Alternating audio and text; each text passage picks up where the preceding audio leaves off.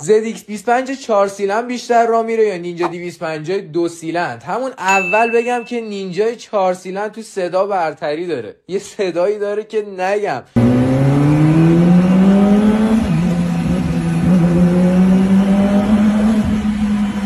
البته شما صداشو از دور میشنوی یا ولی صدا نزدیک نمیشه، نیم ساعت بعد میرسه پیش پا. نه شوخی بسته. داریم راجع به تنها 4 سیلند 250 جهان صحبت میکنیم با حدود 45 از قدرت و گشتاور 21 نیوتن متری که 180 کیلو وزنشه. و اما نینجای 2 سیلند بهش میرسه یا نه؟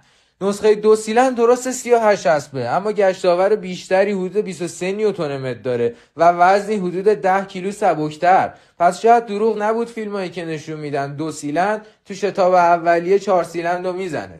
ولی دلیلش یه چیز دیگه است. دلیل اینکه شرکت‌های دیگه هم سراغ 250 4 سیلند نرفتن یه چیز دیگه است. دوست دارین یه پست دیگه راجبش بسازیم؟